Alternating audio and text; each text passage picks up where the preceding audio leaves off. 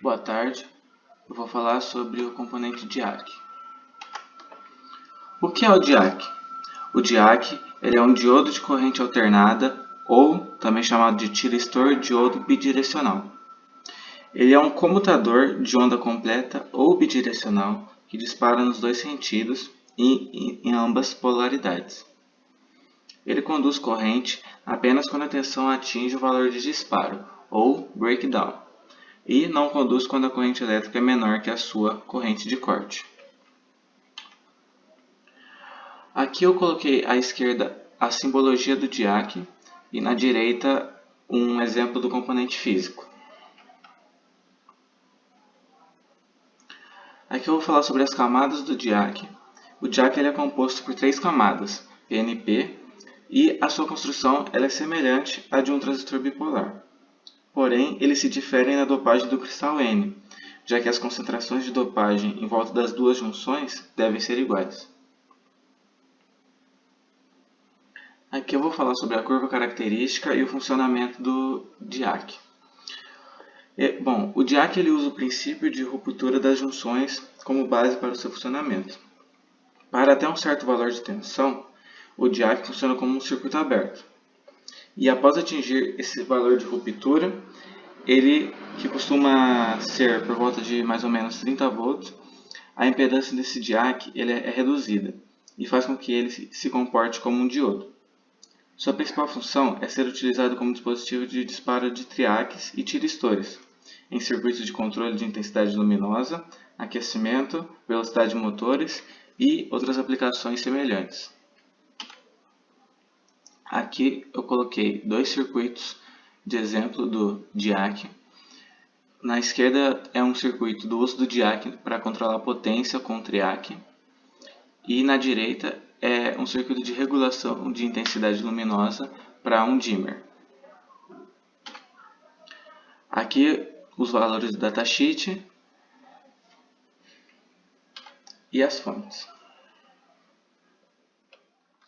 Oi, hoje eu vou falar do triac, que é o triodo para correntes alternadas.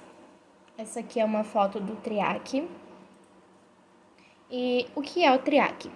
O triac ele é um componente que faz parte da família do tiristor e é formado por 2 SCRs, que são retificadores controlados de silício, ligados em antiparalelo e com os terminais de disparo ligados juntos. Com essa configuração, o triac se torna uma chave eletrônica bidirecional, que pode conduzir a corrente elétrica em 2 sentidos. Essa daqui é a pinagem do triac. O T1 corresponde ao número 1, o T2 corresponde ao número 2 e o G corresponde ao 3.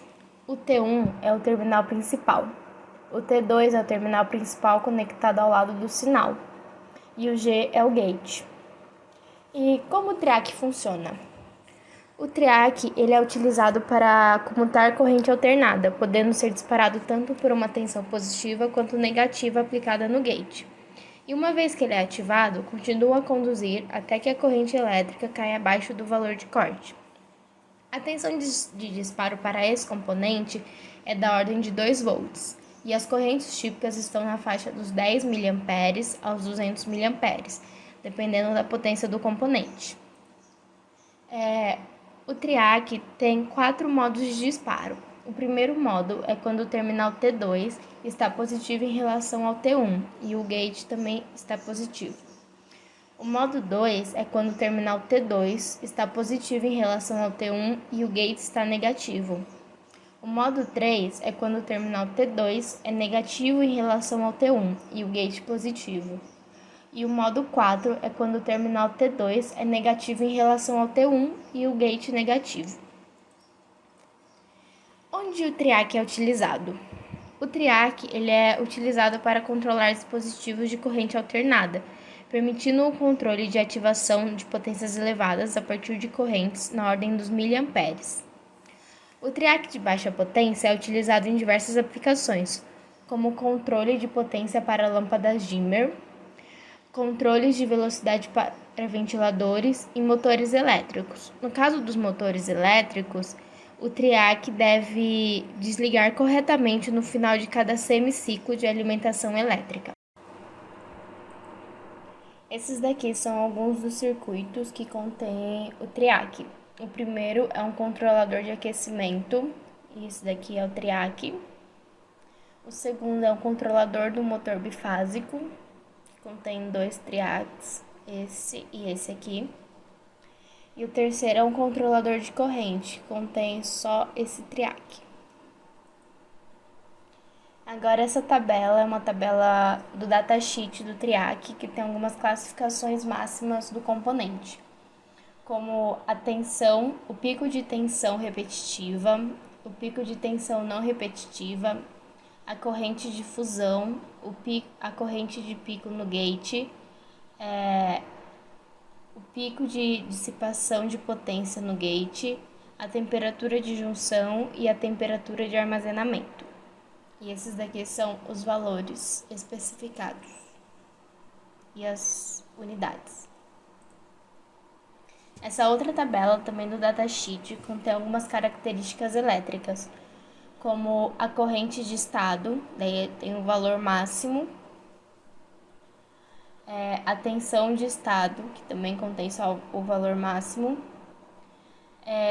a tensão de acionamento no gate, que daí tem especificando em cada um dos quadrantes, aqui no caso só mostra 3 dos quadrantes, e os valores máximos, e a corrente de acionamento do gate, que também mostra a corrente em cada um dos quadrantes.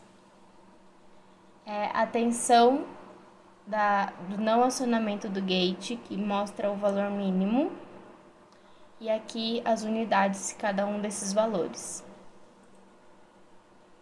E agora, em relação aos quadrantes, essa é uma imagem também do datasheet que mostra cada um dos quadrantes. E o quarto quadrante não foi especificado na tabela anterior, que é essa daqui, que aqui só aparece o 1, o 2 e o 3. Mas aqui, ó, o quadrante 1, o quadrante 2 e o quadrante 3, que esses quadrantes são os modos de acionamento do TRIAC, que é com o T2 positivo, gate positivo, T2 positivo, gate negativo, T2 negativo, o gate negativo, e o T2 negativo e o gate positivo. Essas daqui são as fontes do trabalho, e esse último link é o link do datasheet do TRIAC.